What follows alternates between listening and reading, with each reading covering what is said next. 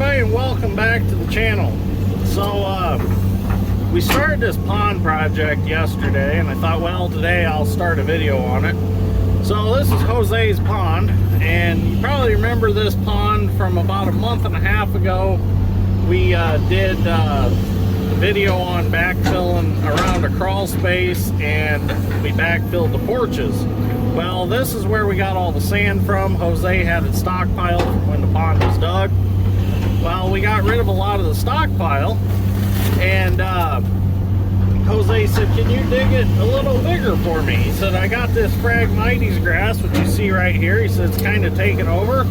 And he said, I would like to widen out the pond and get some more surface area water and a little depth along the edges, because it was washed or eroded in a little bit. And yeah, we said we could do it. So Dad's Strength and I started on it yesterday. And what we done yesterday was we moved the remainders of the stockpiles back that were already here to make us some more room to stack some dirt. And yesterday I dug the shelf that you can see Dad's Strength is exposing again. I moved all that dirt back, and he moved it even farther. Well, now I'm filling that shelf back in with the wet stuff out of the pond, and now he's throwing it back again. So it's called relaying dirt.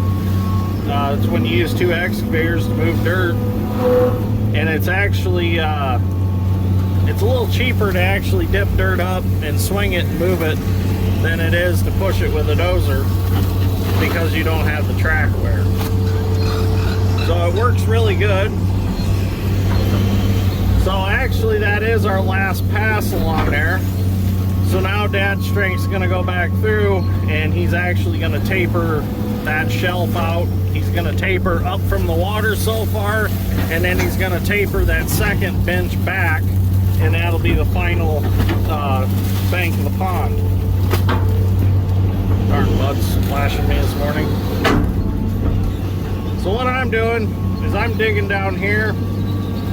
This is going to be the new shoreline of the pond.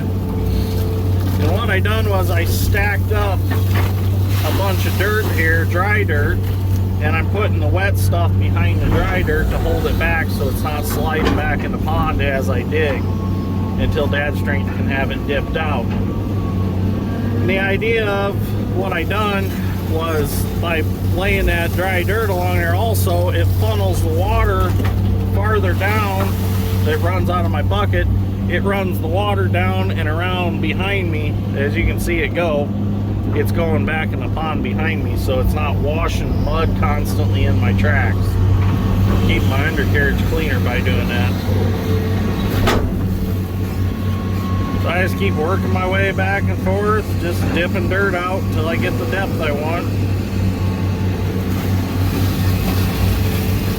So the whole relaying dirt thing with excavators, probably my favorite video of it was on the Hard Hat Harry video back when I was a kid. They were digging like a basement in New York, I think it was, and they had like 4 or 5 cat excavators, and they were actually dipping the dirt out of the basement with one in the bottom, and he was throwing it up to the next one, and the next one would throw it up behind him to the next excavator, and then they'd finally get it up to the city street, and the one at the top would reach down, get the bucketfuls of dirt, and put them in a waiting dump truck. I always thought that was really cool. I really like the Hard Hat Harry videos. I wonder if the operators in the videos knew that at the time when kids were watching that they were actually training the next generation of operators. Because you learn a lot from them videos, actually. What was really cool about the Hard Hat Harry video, the construction one, was there was the very last Manawak drag line that Manawak produced as a drag line. After that one, they all went to just lifting cranes, and they didn't build any more drag lines. So I thought that was pretty cool. And I learned that later in life when I was reading some history on Manawak. They had said that that one in the video was one of the last produced drag lines that they built. So that was kind of cool. The Hard Hat Harry videos were back in the 90s. lot of cool stuff in there, because a lot of the stuff that was new in the videos is stuff that I own now. Like our Moxie haul truck. In the video, there was one identical to it, and it was brand new. I thought that was really cool. Well, I shouldn't say it was exactly ours, because ours is a 2000. So the one in the video was a little older, but pretty much the same truck. Something else I learned about, and my older viewers will probably know about this, is I never knew that there was a Woodstock 1999. I always knew there was a Woodstock 1969, but I never knew about Woodstock 99. But I guess I would have been 10 years old then, so maybe I wouldn't have known about it. But just curious if any of my viewers remember it, and if any of my viewers might actually went to Woodstock 99. I guess it was a real train wreck. I guess it was a real disaster. I gotta get the grease gun out of the truck. The hose getting a little squeaky.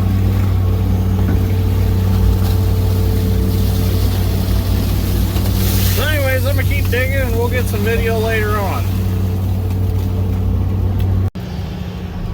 Okay, so we've gotten quite a bit done here on the pond. I figured I'd start the video again.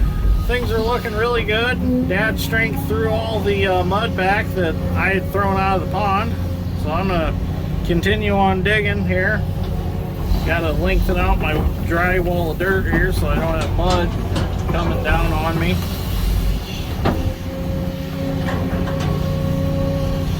So we're gonna make Jose a beautiful pond here by the time we're done. It's really looking good.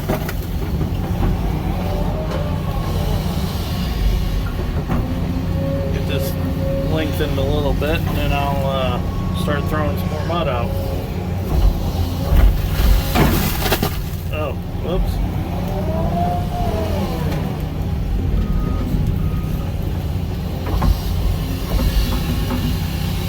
Wait a minute. What's that boom say? That boom says Hyundai on it. I swear it was just orange and just said Hitachi on it. Just a little bit ago. Did I like fall asleep and wake up in a different hose seat or what?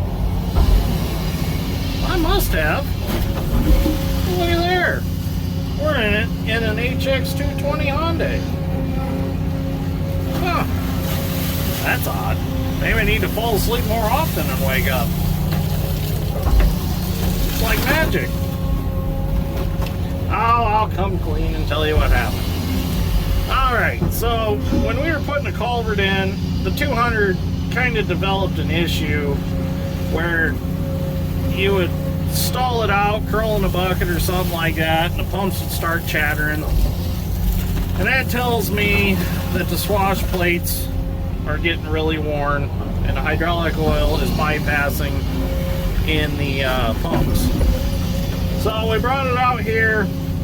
We started digging Thursday and got, you know, partway across there, and it started chattering really bad, getting to the point where the bucket wouldn't hardly curl and just causing me all kinds of problems. And it started running real hot because the hydraulic oil was so hot in the machine. So finally I hauled it home and we diagnosed it, and it needs a main hydraulic pump. So about a month or so ago, Dave from Harding's Heavy Equipment, our Hyundai dealer, they presented me with a offer to try out, get a demo on an HX220 or an HX210. So I told Dad, I said, you know what, we're wanting to upgrade the hose. I said, let's go ahead and we're gonna cash in our demo here. And I said, we've got some good work lined up.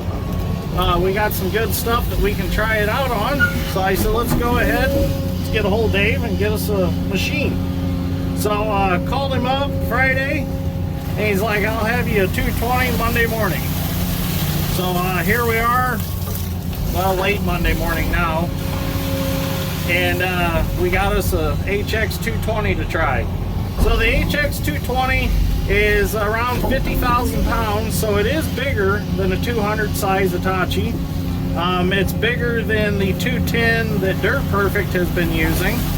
And figured if Dirt Perfect liked it, I really wanted to try one and see what I thought of it. So I know he really enjoyed the 210. So we're going to give the Hyundai a shot. I have not got a chance to run one of these standard reach Hyundais. All the ones that I've run in the last couple years have been long reaches.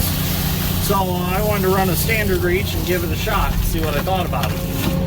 And so far, I really like this machine. It's smooth, it's quiet, it seems to be strong.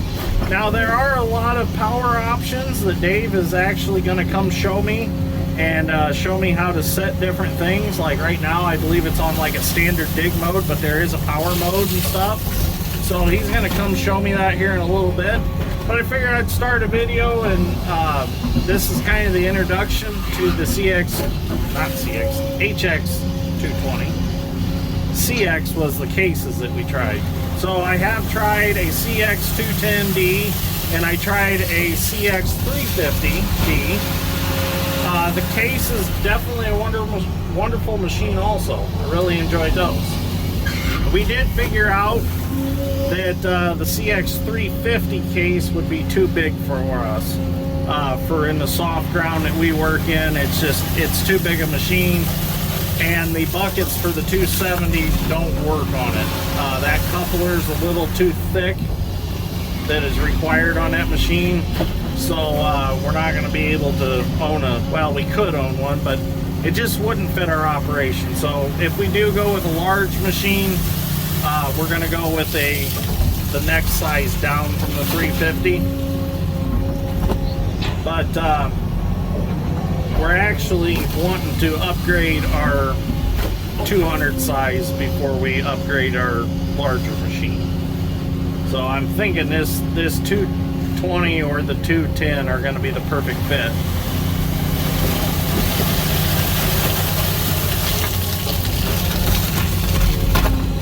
So thank you, Dave, and thank you, Harding's Heavy Equipment. Thank you, Hyundai North America, for giving me this opportunity to demo this machine, make some videos on it. This is the intro video on it.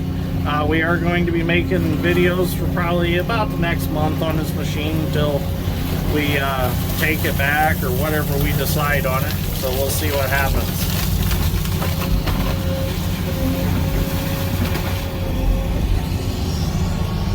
Can't wait to learn the different modes that it has. It's going to be exciting. So far, I really like it. I really do like it. It does have a Cummins engine in it. And we'll do a walk around on all that stuff, and I'll show you the features outside in the coming videos.